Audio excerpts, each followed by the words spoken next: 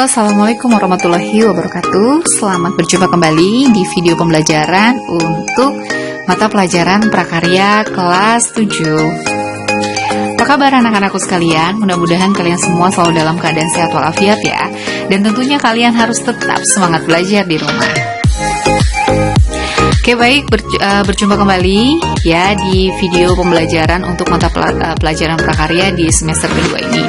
Nah, di bab pertama ini kita akan belajar mengenai kerajinan ya, dengan materi untuk hari ini yaitu mengenai kerajinan limbah lunak. Oke, sebelum Ibu jelaskan materinya, kalian harus mengetahui dulu tujuan dari pembelajaran hari ini. Nah, setelah mempelajari bab ini, peserta didik diharapkan mampu yang pertama adalah menyatakan pendapat tentang keragaman karya kerajinan dari bahan lunak. Nah, sebagai ungkapan rasa bangga dan wujud rasa syukur kepada Tuhan dan bangsa. Lalu yang kedua adalah memahami pengertian sejarah, sifat, jenis, dan karakteristik dari bahan limbah lunak. Lalu yang ketiga adalah memahami teknik pengolahan, prinsip perancangan, prosedur pembuatan, dan penyajian atau kemasan. Lalu yang terakhir adalah merancang, membuat, menguji, dan mengkomunikasikan produk kerajinan dari bahan limbah lunak ya, berdasarkan teknik dan prosedur. Oke, yang pertama adalah prinsip kerajinan dari bahan limbah lunak. Setiap makhluk hidup di bumi ini dalam proses kehidupannya merupakan penyumbang terbesar dari sampah atau limbah. Nah, apa sih itu limbah? Nah, limbah itu sendiri adalah semua material, sisa atau buangan yang berasal dari proses teknologi maupun dari proses alam, di mana kehadirannya ini tidak bermanfaat bagi lingkungan dan tidak memiliki nilai ekonomis. Berikutnya adalah pengelompokan dari limbah. Nah, berdasarkan wujudnya, di sini ada 3 jenis dari limbah. Yang pertama adalah limbah gas, yaitu adalah jenis limbah yang berbentuk gas. Contohnya adalah karbon dioksida dan karbon monoksida. Lalu yang kedua adalah limbah cair, yaitu jenis limbah yang memiliki fisik berupa cair. Nah, contohnya ini adalah air cucian, air hujan, ya, dan yang lainnya. Yang ketiga adalah limbah padat, yaitu jenis limbah yang berupa padat. Contohnya adalah kotak kemasan, bungkus jajanan, plastik, botol, kertas, dan kardus. Nah, ini adalah salah satu contoh dari limbah cair. Ya, ini adalah air cucian. Ya, dan yang kedua adalah contoh dari limbah padat. Ya, ini adalah botol plastik. Oke. Selanjutnya pengelompokan limbah berikutnya berdasarkan sumbernya.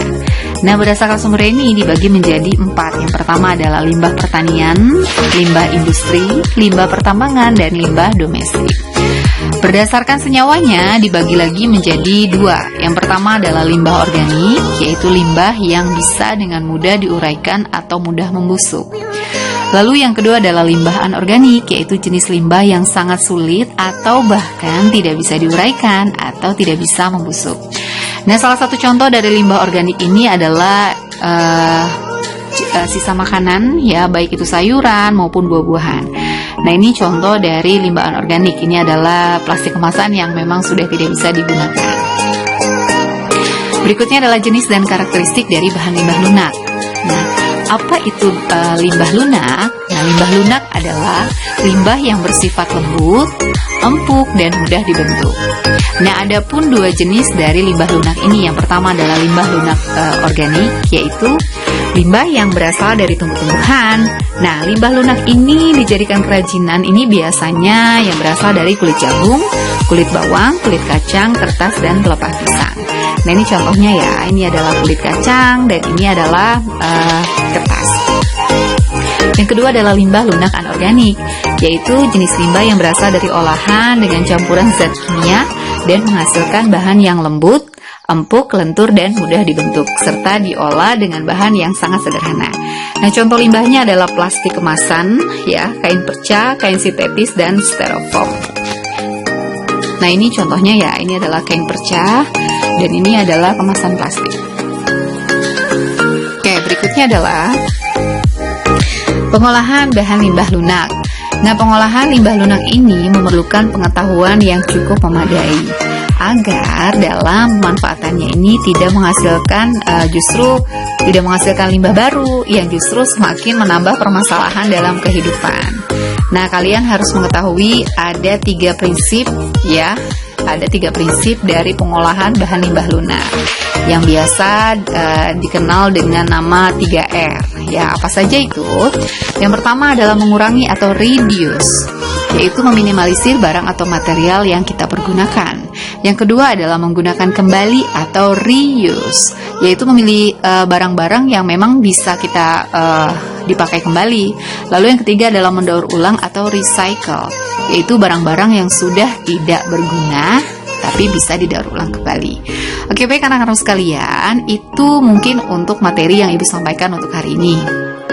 Ya, silakan kalian catat semua, kalian catat ya di buku tulis apa yang sudah Ibu sampaikan di tayangan video hari ini ya. Oke, mudah-mudahan materi hari ini bermanfaat untuk kalian semua ya. Jadi hari ini tugasnya hanya mencatat saja ya. Silakan kalian catat di buku tulis ya.